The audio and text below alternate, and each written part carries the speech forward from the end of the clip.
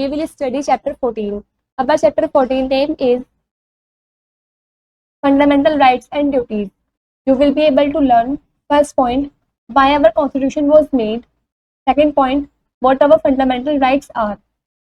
Start out, what do you think is common among this group of people? In group of people में क्या चीज common है? Yes, they are all Indians. हाँ, ये सभी क्या है? Indians हैं.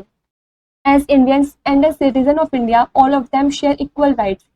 इंडियंस होने के नाते और इंडिया के सिटीजन होने के नाते इन सभी को इक्वल राइट है कि वो एक दूसरे से शेयर करेंगे. In return all of them have some duties and responsibilities towards their country.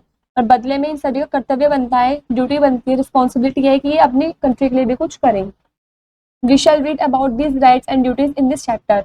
हम इस चैप्टर में राइट्स एंड ड्यूटीज के बारे में पढ़ेंगे.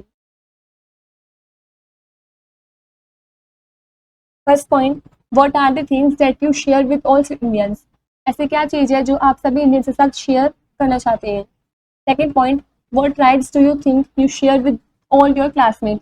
ऐसे कौन से राइट्स हैं जो आप अपने क्लासमेट्स के साथ शेयर करना चाहते हैं. Third point, what are the things you do to become a good citizen. ऐसी क्या चीज़ है जो आप गुड सिटीजन बनने के लिए करना चाहते हैं.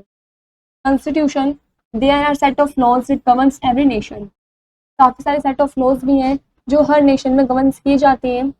दीज आर रिटन डॉक्यूमेंट्स, ये रिटन डॉक्यूमेंट्स भी हैं. That mention the rights and duties, जिसमें राइट्स और ड्यूटीज मेंशन की गई है of the citizen of a nation and also state how the country should be govern. और सिटीजन्स के लिए नेशन के अंदर और स्टेट भी किया गया है कि कैसे कंट्री को गवर्न करना चाहिए. These laws form the constitution of a country. यही जो लॉज हैं ये कॉन्स्टिट्यूशन ऑफ अ कंट्री भी बनाते हैं. The constitution can hence be said to be the supreme law of the land. Constitution को हम supreme law of the land भी कह सकते हैं. The constitution of India lay down a set of rules on the basis of in which the Indian government functions. जो constitution है India का, इसमें काफ़ी सारे रूल्स को सेट कर रखे हैं इंडियन गवर्नमेंट फंक्शन के बेसिस पर. The Indian constitution was pass on 26 November 1949 by the Constituent Assembly and came into effect on 26 January 1950. जो इंडियन कॉन्स्टिट्यूशन है वो पास हुआ था 26 नवंबर 1949 को कॉन्स्टिट्यूएंट असेंबली के द्वारा और वो इफेक्ट हुआ था 26 जनवरी 1950 को. Our constitution guarantees rights to people to help them lead better lives and lays down some duties for them to act as responsible citizens. ये हमारे कॉन्स्टिट्यूशन गारंटीज जो है ये अधिकार बनता है, राइट है पीपल का कि वो हेल्प करें, बेटर लाइफ जिए, और उनकी ड्यूटी बनती है कि वो कुछ रिस्पॉन्सिबिलिटी सिटीजन की तरह भी कुछ अपने कर्तव्य निभाएं अपनी कंट्री की तरफ. These rights are called fundamental rights and duties are called as fundamental duties. In rights को हम फंडामेंटल राइट्स बोलते हैं और इन ड्यूटीज को हम फंडामेंटल ड्यूटीज बोलते हैं. Change to the fundamental rights require major approval which has to be passed by a special majority of both houses of the parliament. यदि हम फंडामेंटल राइट्स में कुछ चेंजेस करें, मेजर अप्रूवल लाएं और वो पास हो स्पेशल मेजोरिटी से, दोनों ही पार्लियामेंट के हाउसेस से.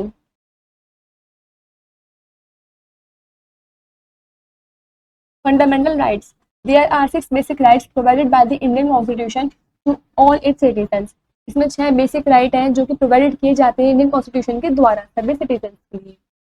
Right to equality, our constitution guarantees equality for all citizens without any partiality on the basis of caste, sex, religion और रेस. जो हमारा कॉन्स्टिट्यूशन है उसकी गारंटी ऑफ इक्वालिटी है सभी सिटीजन्स के लिए बिना किसी पार्शियलिटी के लिए इनके बेसिस पर. Practice like untouchability are punishable by law. जो प्रैक्टिस करेगा अनटचेबिलिटी की उसको लॉ के द्वारा पनिश भी किया जाएगा. Cultural and educational rights, India is a nation of many culturals, languages and religion. जो इंडिया है वो नेशन है काफ़ी सारे कल्चर्स का, लैंग्वेजेस का और रिलीजन का. The constitution has given people the right to protect, preserve, follow and develop his her own culture. जो कॉन्स्टिट्यूशन है वो गिवन देता है पीपल को, उनका अधिकार है कि वो प्रोटेक्ट करे, उसको प्रिजर्व करे, फॉलो करे और अपने कल्चर को डेवलप भी करे. Right to education, the right to education is a right given to the citizen recently. जो राइट टू एजुकेशन है वो राइट है जो सिटीजन को अभी रिसेंटली ही दिया गया है. As per the right to education act of 2009, all children in the age group of 6 to 14 years have the right to free and compulsory education. As per right to education के according जो act किया गया था 2009 में, सभी children जितनी भी age group 6 साल से 14 साल तक है, उनको राइट है कि वो फ्री और कंपलसरी एजुकेशन करें। अंडर दिस एक्ट, इस एक्ट के अंदर all private schools need to preserve 25% of seats for underprivileged children. इस एक्ट के अंदर सभी प्राइवेट स्कूल्स को जरूरत है कि वो 25% सीट्स को प्रिजर्व करे प्रिविलेज्ड चिल्ड्रंस के लिए, जो भी इसके अंडर आते हैं। Right against exploitation, no citizen can be made to work against his her wish. कोई भी सिटीजन को अधिकार नहीं कि वो अपनी मर्जी से कुछ भी काम लो बनाया कुछ भी काम करे। Exploitation of women and child labour are considerable illegal in our country. हमारी कंट्री के अंदर एक्सप्लॉयटेशन ऑफ वुमेन और चाइल्ड लेबर को इलीगल कंसिडर किया गया है। Right to freedom of religion, all citizen of the country can follow any religion of their choice. हर कोई सिटीजन, जितने भी सिटीजन है हमारी कंट्री के अंदर, वो अपनी मर्जी से कोई सा भी रिलीजन फॉलो कर सकते हैं। No citizen can be force to follow some religion against their choice. किसी भी सिटीजन को फोर्स नहीं है इस बात का कि वो अपनी चॉइस के अगेंस्ट कोई और रिलीजन फॉलो करे। Right to freedom, the constitution has given every citizen the freedom of speech and expression of thoughts, freedom to move freely and settle in any part of the country, and also the freedom to practice any trade or profession.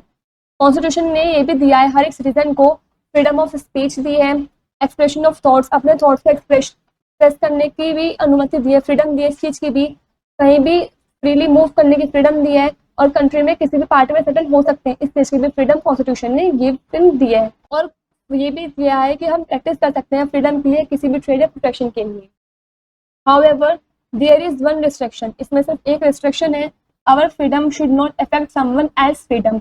जो हमारी freedom है वो किसी और की freedom को affect ना करे। Right to constitutional remedies. Every individual has been given the right to approach the court for justice, to fight for his right. हर एक इंडिविजुअल को अधिकार है, दिया गया है उसको ये अधिकार कि वो कोर्ट में जाकर जस्टिस कर सकता है, मतलब अपने अधिकार के लिए लड़ भी सकता है। Fundamental duties. A nation that gives so many rights to its citizens also expects them to perform some duties as good citizens. जो नेशन है वो अधिकार देता है सिटीजन्स को कि वो परफॉर्म कर सके कुछ duties as a good citizen. These fundamental duties are expected to be performed by all citizens. और जो फंडामेंटल ड्यूटीज हैं ये परफॉर्म की जाए सभी सिटीजन्स के द्वारा।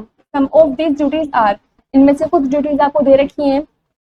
First is Every citizen must obey the constitution and follow the laws of the country. हर एक सिटीजन को कॉन्स्टिट्यूशन को ओबे करना चाहिए और कंट्री के लॉ को भी फॉलो करना चाहिए।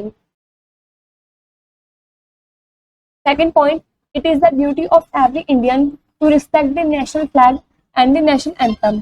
ये ड्यूटी बनती है हर इंडियन की कि वो नेशनल फ्लैग और नेशनल एंथम दोनों की ही रिस्पेक्ट करे। Third point, all citizen must be caring towards all living creature. हर एक सिटीजन को, सभी सिटीजन को ऑल सभी लिविंग क्रिएचर्स की तरफ से केयरिंग वगैरह भी उनकी करनी चाहिए। Fourth point, as responsible citizen we must follow the path of non violence and democracy. एक रिस्पॉन्सिबल सिटीजन होने के नाते हमें नॉन वायलेंस और डेमोक्रेसी के पाथ को भी फॉलो करना चाहिए। Fifth point, we must protect the natural resources and improve the natural environment. हमें अपने नेचुरल रिसोर्स को प्रोटेक्ट भी करना चाहिए और नेचुरल एनवायरनमेंट को इम्प्रूव भी करना चाहिए। Sixth point, it is our duty to protect public property and save the country at any cost. ये हमारी ड्यूटी बनती है कि हम पब्लिक प्रॉपर्टी को प्रोटेक्ट करें और अपनी कंट्री को सेव करें किसी भी कीमत पर। Seventh point, the citizens must avoid social evils like child marriage, dowry, gambling. जो सिटीजन है उन्हें इन सोशल इविल्स को अवॉइड करना चाहिए, जैसे कि चाइल्ड मैरिज, डाउरी और gambling. Last, eighth point, we must value and preserve the rich cultural heritage of our country. हमें अपने हेरिटेज कल्चर की जो हमारी कंट्री के अंदर है उसकी वैल्यू करनी चाहिए और उसको प्रिजर्व भी करना चाहिए। Rights and duties, rights and duties are interconnected. Rights और ड्यूटीज दोनों ही आपस में इंटरकनेक्टेड हैं। If we have rights then we have duties too. यदि हमारे पास राइट है तो हमारी कुछ ड्यूटीज भी बनती है। For example, if we have the right to education then we must study well and go to school regularly. यदि हमारे पास अधिकार है एजुकेशन का, पढ़ने का, तो हमें अच्छे से स्टडी करनी चाहिए और रेगुलरली स्कूल भी जाना चाहिए। If we have the right to live in India then it's our duty to keep it clean. यदि हमारे पास अधिकार है कि हम इंडिया में रह सकते हैं, तो ये हमारी ड्यूटी बनती है कि हम उसको साफली रखें। Rights and duties go hand in hand. जो राइट्स एंड ड्यूटीज है वो हैंड इन हैंड जाती रहती हैं। Now we know first point, there is a set of laws that governs every nation. ये सेट ऑफ लॉ है जो हर एक नेशन को गवर्न्स करता है। Second point, all citizens must be caring towards all living creatures. सभी की सिटीजन्स को सभी लिविंग क्रिएचर्स के टूवर्ड्स उनकी केयर वगैरह भी करनी चाहिए। यहाँ पर हमारा ये वाला चैप्टर कंप्लीट होता है।